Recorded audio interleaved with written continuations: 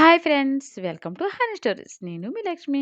'అసుర love and war' third episode యార్. దేవాన్స్ ఇల్లు. దేవ్ ఎలా జరిగింది బిజినెస్ ట్రిప్ అని అడిగాడు భరద్వాజ్. నాట్ బ్యాడ్ డాడ్ అని ప్రశ్నావదనంతో చెప్పాడు దేవ్.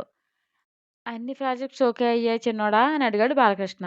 3 ఫైనలైజ్ అయ్యాయి పెదనాన్న. మరొకటి మనకే వస్తుందని అనుకుంటున్నాను అన్నాడు. మీ అన్నయ్య దగ్గరికి వెళ్ళావా నాన్న? ఇన్ని నెలలు అయినా రాలేదు అని బెంగగా అడిగింది రుక్మిణి. అవును దేవ్. ఆ అన్నయ్యని తీసుకొచ్చేయాల్సింది అన్నారు భరద్వాజ్. వస్తాడు, తనేదో ఇంపార్టెంట్ పనిలో పడ్డాడనుకుంటా. నేను ఫ్రెష్ అప్ అయ్యి వస్తాను. నీ చేతి ఫుడ్‌ని చాలా మిస్ అయ్యానమ్మా అంటూ రుక్మిణికి సైడ్ హగ్ చేసుకున్నాడు దేవాన్స్. అయ్యో బంగారు తండ్రి! త్వరగా ఫ్రెష్ అయ్యిరా అని ఎంతో ప్రేమగా అంది రుక్మిణి. 10 మినిట్స్ అని మమ్మా ఏది అని అడిగాడు దేవ్. తను ఏదో పార్టీ ఉందని వెళ్ళింది నాన్న, వచ్చేస్తుంది నువ్వు వెళ్ళు అని నేను వంట పని చూస్తానని కిచెన్లోకి వెళ్ళింది రుక్మిణి. చిన్నగా నిట్టూర్చి తన రూమ్కి వెళ్ళాడు దేవ్. ఎంతటి మహామహులైనా వంచాడు కానీ కట్టుకున్న భార్యని కట్టడి చేయలేకపోయాను అనే గిల్టీ ఫీలింగ్ పదే పదే ముల్లై గుచ్చుతూ ఉంటుంది భరద్వాజ్కి. కొడుకు కోసం ఆత్రంగా ఎదురు చూసే తల్లి ఒకవైపు, కొడుకు ఎక్కడికి వెళ్ళాడు, ఎప్పుడు వస్తాడు అనేది పట్టని తల్లి మరోవైపు. భిన్న మనస్తత్వాలు అని మనసులోనే బాధపడుతూ వచ్చే భార్య అయినా తన బిడ్డను బాగా చూసుకోవాలని మాత్రం కోరుకున్నారు. ఏంటి రాజా దీర్ఘంగా ఆలోచిస్తున్నావు అని అడిగాడు బాలకృష్ణ. మీ మరదల కోసమే అన్నయ్య. ఎప్పుడు మారుతుందో ఏంటో. బయట స్నేహాల పిచ్చిలో పడి దేవుని అవాయిడ్ చేస్తుంది. ఊర్మిళ కోసమా ఎంత ఆలోచన? మనకేమైనా కొత్త ఏంటి బాధపడ్డానికి ఇప్పుడు? ఆడవారంతా బయట, మగవాళ్ళంతా ఇంట్లో ఉంటున్నారులే. ఫీల్ అవ్వకు. నలుగురితో ఆడడమే ఉత్తమం అని నవ్వారు బాలకృష్ణ. ముక్కుసూటిగా ఉన్నది ఉన్నట్లు మాట్లాడేసే నైజం ఈయనది. అది చాలామందికి మింగుడు పడదు ఊర్మిళతో సహా. నిలువెల్లా కుప్పకూలిపోయి గుండెలు అవిసేలా బోరున విలపిస్తున్న నాన్న నాన్న అంటూ బిగ్గరగా అరిచింది చైత్ర. బయట ఉన్న మేడ్స్ చాలా బాధ కలిగింది. దగ్గరికి వెళ్ళి ఓదార్చలేని స్థితి వాళ్ళది. అలాగే బొమ్మలా నిలబడ్డారు తప్పించి ఒక అడుగు కూడా ముందుకు వేయలేదు. ఏడ్చి ఏడ్చి అలాగే సొమ్మసిల్లి కిందకు ఒదిగిపోయింది. మేడ్స్ ఇద్దరు సాయం పట్టి బెడ్ మీద పడుకోబెట్టి కడిగిన ముత్యంలో ఉన్న చైత్రను చూసి కళ్ళతోనే ఏదో మాట్లాడుకుని వెళ్ళారు.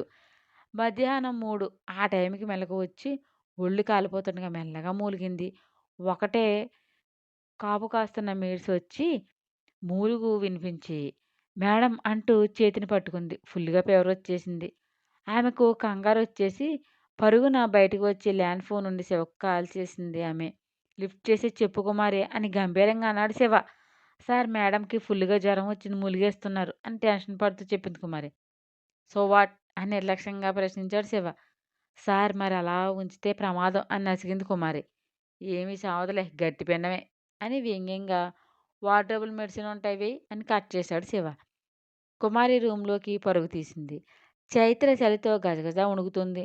ఆమెకు బ్లాంకెట్ కప్పి వార్డ్రోబ్ ఓపెన్ చేసి మెడిసిన్ బాక్స్ నుండి ఫీవర్ ట్యాబ్లెట్ తీసింది.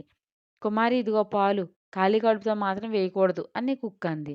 హా అవును, ఇలా రా అని పిలిచి ఇద్దరు చైతన్యం లేపి ట్యాబ్లెట్ వేసి పాలు తాగించారు. నాన్నమ్మ నన్ను గట్టిగా పట్టుకో, నాకు భయం వేస్తుంది అని కలవరించింది చైత్ర. కుక్ పొదిమి పట్టుకుని అయ్యో ఎంత అమాయకంగా ఉన్న ఈమెకు ఏంటి రాత అని మెల్లగా గుణిగింది. కళ్ళతోనే వార్న్ చేసి పడుకోబెట్టి బ్లాంకెట్ కప్పింది కుమారి. సోఫాలో కూర్చుని ఫోన్ కెలుక్కుంటున్న దేవుని చూసి ట్రిప్ నుండి ఎప్పుడొచ్చావు కన్నా అని అడుగుతూ వచ్చి పక్కనే కూర్చుంది ఊర్మిళ. నేనొచ్చి చాలాసేపు అయింది మమ్మ అన్నాడు దేవ్. తిన్నావా అని ఎప్పుడూ అడగదు. తనకు అలవాటు కూడా లేదు. ఎలా జరిగింది బిజినెస్ ట్రిప్ అని ప్రశ్నించి వెళ్ళింది ఎవరు? ఈ ఊర్మిళ జయమే కానీ అపజయం ఉండదు అని తనకు తానే పొగుడుకుంది. చిన్నగా నవ్వి అన్నిసార్లు మనం అనుకునేది జరగదు మామ్.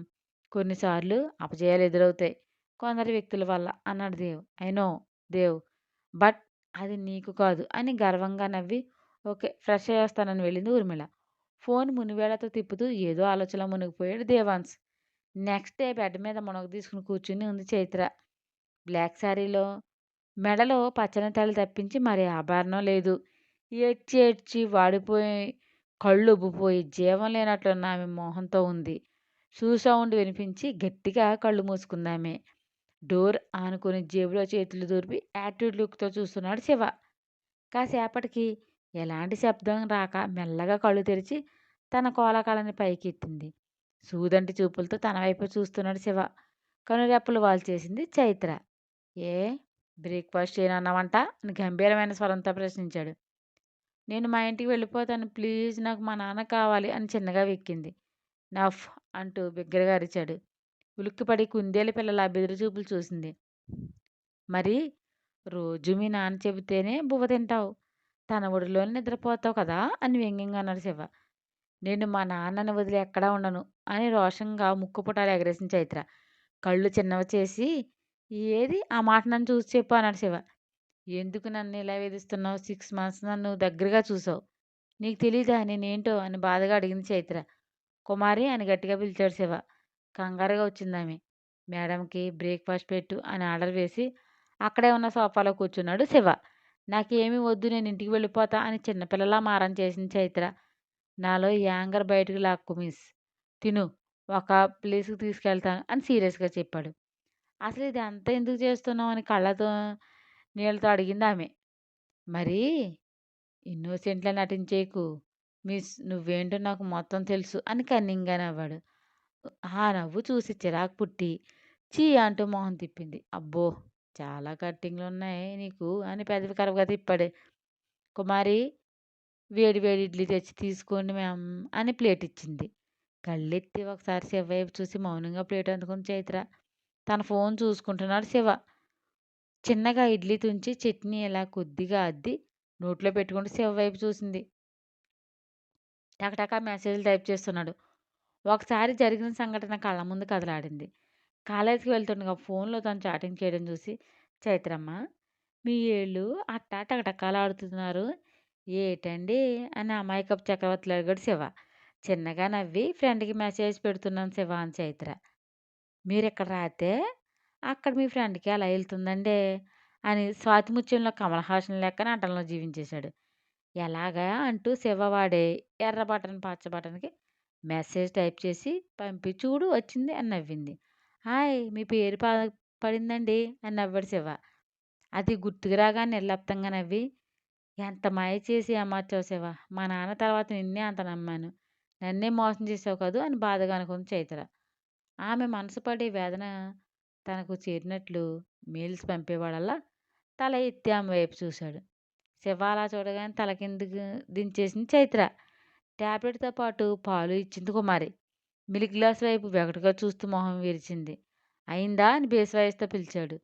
నేను మిల్క్ తాగనండి అని కుమార్తె చెప్పింది. అయ్యో మేడం! నన్ను అండి అనకండి. నా పేరు కుమారి అని కంగారుగా పడింది. నాకంటే పెద్దవారు కదా మీరు అని శివ వైపు చూడగానే కళ్ళు ఎర్రబార్చి కాల్చేసేలా చూస్తున్నాడు. టక్కున నోరు మూసేసి మిల్క్ గ్లాస్ అందుకుని గటగటా గుటకలు వేసేసింది చైత్ర. సాడిస్టిక్ స్మైల్ విసిరింది అతని పెదవుల మీద. పాల మీసాలతో చందన బొమ్మలో ఉన్న చైత్ర రూపం చూసి కన్ను చెదిరింది. మనసు అదుపు తప్పుతుంది. మైండ్ ఉందే అది ఊరికే కూకుంటుందా? అబ్బే అలా ఊరుకుంటే ఇది తక్కువైపోదు. ఈ మనసుకి తైతెక్కలు ఎక్కువ. లొంగకు ఆ చూపుల వల్ల పడకు. తను మాయలేడి మోసపోతావు అని తుఫాన్ ముందు వచ్చే ఆకాశవాణి రేడియో కేంద్రంలో హెచ్చరించింది. తల విదిలించి బయటికి నడుస్తూ కుమారి మీ మేడంని రమ్మను అని బేస్ వాయిస్‌తో ఆర్డర్ వేశాడు శివ. బలిచ్చే ముందు గొర్రెను మేపినట్లు మేపి నన్ను ఎక్కడికి తీసుకెళ్తున్నాడు ఇప్పుడు అనుకుంటూ మౌనంగా బెడ్ దిగి శివ వెనకే వస్తూ విశాలంగా ఉన్న ఆ ఇంటిని చూస్తూ తన నేత్రాలు హుస్సేన్ సాగర్ అంత సాగాయి. ఇంత రిచ్ పర్సన్ ఆటో వాళ్ళ వచ్చేంత కర్మ ఏం పట్టింది అతనికి? అంతా మాయాబజార్ సినిమాలా ఉంది అనుకుంటూ అంతా చూస్తూనే బయటికి వచ్చింది చైత్ర. డ్రైవింగ్ సీట్‌లో కూర్చొని అసహనంగా స్టీరింగ్ గట్టిగా పట్టుకుని ప్రెస్ చేస్తున్నాడు. స్లీవ్స్ మడతపెట్టి ఉండడంతో అతని పట్టు ఎంత బలంగా ఉందో ఒత్తుగా పచ్చటి నరాలు ఉబ్బెత్తు తేలడంతో తెలుస్తుండగా అది చూసి చైత్ర గుటకలు మింగుతూ ప్యాసింజర్ సీట్లో కూర్చుంది. ఆమె అలా ఎక్కగానే కారు స్టార్ట్ చేసి పరుగులు తీయించాడు. సిటీ ఔట్‌స్కర్ట్ చేరుకుంది కారు. పచ్చని చెట్ల మధ్య సాగుతూ ఒక విల్లాలోకి ప్రవేశించింది.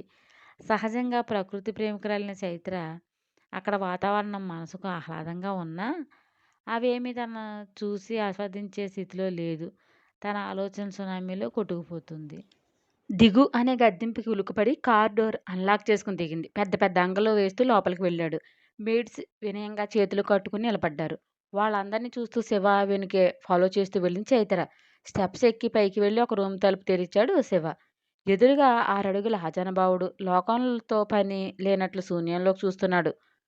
వెనుకే వచ్చిన చైత్ర అతన్ని చూసి ఎలాంటి ఎక్స్‌ప్రెషన్స్ లేకుండా బ్లాంక్ ఫేస్ పెట్టింది.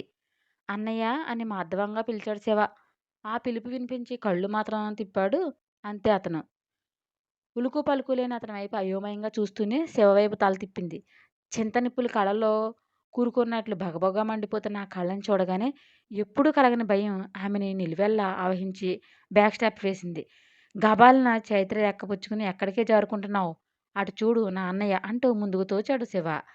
శివ నెట్టిన ఫోర్స్‌కి తూలుకుంటూ వెళ్ళి అతని పాదాల దగ్గర పడింది చైత్ర. ముందుకు వచ్చి చైత్ర జుట్టు పట్టుకుని "చూసావా? నీ వల్ల కింగ్‌లా రొమ్ము విరుచుకు తిరిగే నా అన్నయ్య ఇలా ఒంటరిగా ఎవరిని గుర్తుపట్టలేని పరిస్థితిలో ఉన్నాడు రాస్కెల్" అంటూ చైత్ర చెంప మీద కొట్టాడు. "మొన్న కదా బంగారు కొండలు, మట్టి కొండలు అని పొగిడి చచ్చాను. ఇంతలో ఇదేంటి నాయనా?" 4 అడుగుల దూరంలో పడి బుగ్గల మీద సర్రున నిప్పు అంటించినట్లు బగ్గున మండింది. చెంప మీద చెయ్యి పెట్టుకుని అమ్మా అంటూ గావు కేక పెట్టిందామె. చైత్ర అరుపుకి అతనిలో కదలిక వచ్చి చేతిని కదిలించాడు. అన్నగారు ఎంటర్టైన్మెంట్ చేసే డాల్ అనుకుని మద్దెలను వాయించినట్లు అలాగే వాయించుకుంటాడా కదా బాబు. గుక్క పెట్టి ఏడుస్తున్న చైత్రని చూసి పిసిమంత కూడా కనికరం లేకుండా "ఏ నొప్పిగా ఉందా" అని వేర్లుక్కు అడిగి "నీ వల్ల నాకు ఇక్కడ నొప్పిగా ఉందే. అటు చూడు నీ ప్రేమలో పడి పిచ్చివాడైన ఘట్టమనేని మొదటి వారసుడిని చూడవే" అంటూ జుట్టు పట్టుకుని గుంజుతూ "ఇలా ఎంతమందిని నాశనం చేస్తావు అసలు? నువ్వు ఆడదానివేనా" అంటూ విసిరాడు. తనేమంటున్నాడో కూడా అర్థం గాక వానలో తడిసిన కోడిపిల్లలా వణికిపోయింది చైత్ర.